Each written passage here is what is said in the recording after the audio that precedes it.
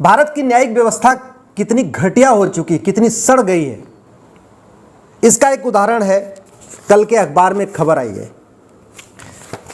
Supreme court ने रवि खंडेलवाल, जो जयपुर के रहने वाले हैं, जिन्होंने 1985 में एक मकान खरीदा था, उनके किराएदारों को बोला है कि अब खाली कर दो। आप जरा सोचिए, रवि खंडेलवाल ने 1985 में मकान खरीदा, उनके किराए, वहाँ जो किराए पर लोग रह रहे थे उनको खाली करने के लिए कहा, और 38 साल तक उनको मुकदमा लड़ना पड़ा। डिस्ट्रिक्ट कोर्ट में मुकदमा लड़ना पड़ा, हाई कोर्ट में मुकदमा लड़ना पड़ा, सुप्रीम कोर्ट में मुकदमा लड़ना पड़ा। अब सुप्रीम कोर्ट ने कहा कि भाई ये मकान खाली करो। इतनी सड़ी हुई न्यायिक व्यवस्था लेके हम घूम रहे कि जहां मकान खाली कराने के लिए एक मकान मालिक को 38 साल तक कोर्ट के चक्कर लगाना पड़ता है, डिस्ट्रिक्ट कोर्ट जाना पड़ता है, हाई कोर्ट जाना पड़ता है, सुप्रीम कोर्ट तक आना पड़ता है। जितने का बेचारा मकान खरीदा होगा उतना तो 38 साल में पैसा लगा दिया मुकदमा लड़ने में, तो एक तरीके से उसका मकान तो जस्ट डबल हो गया, एक तरीके से 2 गुना के पैसे में खरीदना पड़ गया। और कितना मेंटल हरेसमेंट, 38 साल तक, अगर साल में 10-10 तारीख पड़ी होगी तो यानी 380 तारीख, लगभग 400 तारीख मिलने के बाद जाके मकान खाली हुआ है। ऐसे अनगिनत एग्जाम्पल है। जौनपुर में एक विजय कुमार है, वो भी 1985 से मुकदमा लड़ रहे हैं। आज तक यही नहीं फाइनल हुआ कि कौन सी वसीयत असली है, कौन सी वसीयत नकली है। पंचकुला में कर्नल कबोत्रा, जिन्होंने पाकिस्तान के खिलाफ युद्ध किया था 1971 में और घायल हो गए तो उनको रिटायर कर दिया गया था। उनके घर पे किसी व्यक्ति ने कब्जा कर लिया है और अब उसको हटवा नहीं पा रहे। एक कर्नल जो पाकिस्तान के साथ इतनी मजबूती के साथ लड़ा और घायल हो गया, रिटायर हो गया, आज वो कोर्ट के चक्कर लगा रहा है। और अभी मुकदमा डिस्ट्रिक्ट कोर्ट में है। जौनपुर वाला मुकदमा भी डिस्ट्रिक्ट कोर्ट में है, पंचकुला वाला मुकदमा भी डिस्ट्रिक्ट कोर्ट में। सोचिए जरा, अभी उसके बाद हाई कोर्ट, फिर सुप्रीम कोर्ट। ये क्या बना रखा है हमने? हम क्यों नहीं इस अंग्रेजी न्यायिक व्यवस्था को खत्म कर रहे हैं? हम क्यों नहीं सड़े हुए कानूनों को खत्म कर रहे हैं?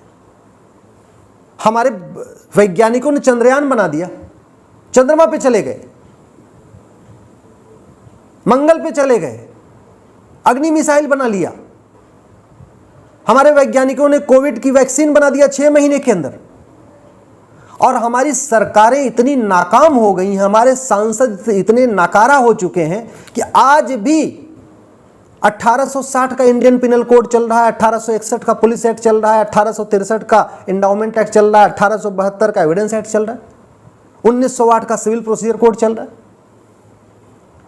क्या इस देश में जज नहीं है, रिटायर्ड जज, कि कम से कम जिनको बुला के एक बार उनकी ओपिनियन लिया जाए कि भैया ये बताओ हमें स्पीडी जस्टिस सिस्टम कैसे, क्या क्या करना है, क्या क्या बदलाव करना है, बताइए। इस देश में हजारों की संख्या में रिटायर्ड आईएएस हैं, रिटायर्ड आईपीएस हैं, रिटायर्ड जज हैं, भूतपूर्व अटॉर्नी जनरल हैं, भूतपूर्व सॉलिसिटर जनरल हैं, भूतपूर्व एडवोकेट जनरल हैं। हम क्यों नहीं सबको बुला के एक बार एक हफ्ते, 10 दिन, 15 दिन केवल मंथन करते हैं, चिंतन करते हैं कि हमें 1 साल के अंदर मुकदमों पे न्याय कैसे मिलेगा, 1 साल के अंदर मुकदमों का फैसला कैसे होगा? इस पे चिंतन क्यों नहीं कर रहे? और चंद्रयान बनाने की लागत आती है, पैसा खर्च होता है, हाईवे बनाने की लागत आती है, एक्सप्रेसवे बनाने की लागत आती है, स्कूल बनाने में पैसा खर्च होता है, हॉस्पिटल बनाने में पैसा खर्च होता है। ऐसा कोई काम नहीं जो सरकारी काम है जिसमें पैसा खर्च नहीं होता है। और पैसा किसका? टैक्स पेयर का। टैक्स पेयर का हजारों करोड़ रुपए हर साल खर्च हो रहा है, हर काम हो रहा है। लेकिन कानून जो मुफ्त में बदला जा सकता है, जिसकी कोई लागत नहीं है, अगर सरकार एक बार एक पब्लिक को डिक्लेयर कर दे कि जो लोग पुलिस रिफॉर्म पे काम करना चाहते हैं अपना नाम दे, मैं गारंटी के साथ कहता हूं कम से कम 1000 आदमी ऐसे हैं जो मुफ्त में पुलिस रिफॉर्म के लिए आगे आएंगे, अपनी अपनी सलाह देंगे। अगर सरकार एक बार ओपनली कह ले कि भाई हमको जुडिशियल सिस्टम ठीक करना है, हमारे पास हजारों की संख्या में रिटायर्ड आईएएस, रिटायर्ड आईपीएस, अच्छे वकील, कॉन्स्टिट्यूशन एक्सपर्ट, लॉ एक्सपर्ट, जजेस ऐसे हैं जो मुफ्त में जुडिशियल रिफॉर्म पे काम करने के लिए तैयार हैं, अपनी ओपिनियन देने के लिए तैयार हैं, ड्राफ्ट बना के देने के लिए तैयार हैं, पुराने कानूनों में क्या क्या खामियां हैं उसको बताने के लिए तैयार है, नया कानून में क्या सुधार संशोधन होना चाहिए वो बताने के लिए तैयार है। फिर जुडिशियल रिफॉर्म पे काम क्यों नहीं हो रहा है? इलेक्शन, हमारी चुनावी व्यवस्था सड़ चुकी है। गुंडे, बदमाश, माफिया, खनन mafia, mining mafia, drug smuggler संसद में पहुंच रहे हैं, विधानसभा में पहुंच रहे हैं, एमएलए बन रहे हैं, एमएलसी बन रहे हैं, लोकसभा जा रहे हैं, राज्यसभा जा रहे हैं। हम क्यों नहीं अपने देश के बुद्धिजीवियों का उपयोग करते हैं कि एक ऐसी हम इलेक्शन सिस्टम बनाएं, इलेक्शन के कानूनों में जितने भी खामियां उनको दूर करें, जिससे अच्छे लोग संसद विधानसभा में पहुंच सके। एडमिनिस्ट्रेटिव व्यवस्था हमारी सड़ चुकी है। जो लेखपाल है, पटवारी है, चपरासी है तहसील का, वो भी अच्छे अच्छे लोगों को धमकाता रहता है, तारीख पे तारीख मिलती रहती है। ईमानदार आदमी थाने जाने से डरता है, ईमानदार आदमी तहसील में जाने से डरता है, उसके घर पे जमीन पे कब्जा हो जाता है, वो तहसील जाने से डरता है कि तहसील क्या जाए, इससे अच्छा कुछ जैसे भी हो यहीं अपना कंप्रोमाइज कर लो। आखिर इस देश में ईमानदारों के लिए रहने के लिए जगह बची है क्या?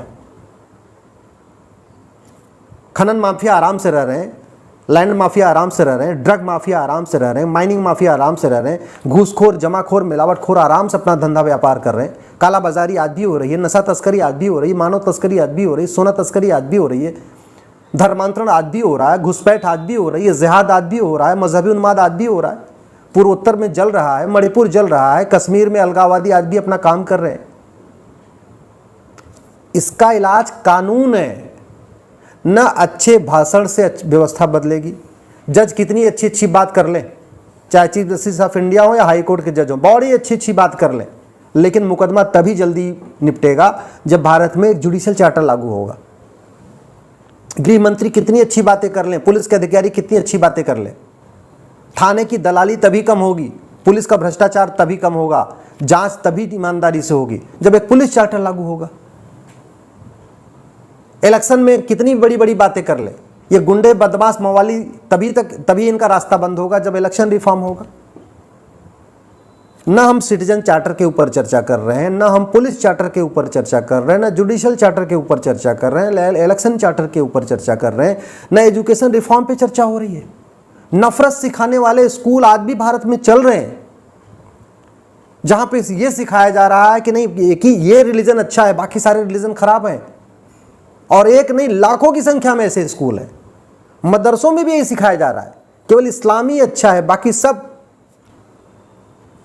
जहन्नुम में जाएंगे, नरक में जाएंगे। मिशनरी स्कूल में सिखाया जा रहा है there is only one god, यीशु के अलावा कोई गॉड ही नहीं है। जो यीशु को नहीं मानेगा वो हेल में जाएगा, नरक में जाएगा। ये क्या हो क्या रहा है? खुली चर्चा करने में भी दिक्कत है। Election reform, police reform, judicial reform, tax reform, इस पर चर्चा क्यों नहीं हो रही है? इस देश में बुद्धिजीवियों की नहीं कमी, इस देश में देशभक्तों की कमी नहीं, इस देश में अच्छे लोगों की कमी नहीं है। फिर हम अच्छे लोगों की मदद क्यों नहीं ले रहे?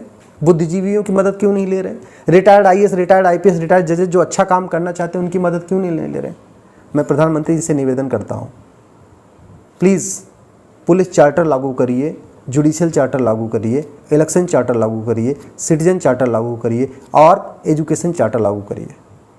घटिया कानूनों को बदलिए, पुलिस रिफॉर्म करिए, जुडिशियल रिफॉर्म करिए, एडमिनिस्ट्रेटिव रिफॉर्म करिए, इलेक्शन रिफॉर्म करिए।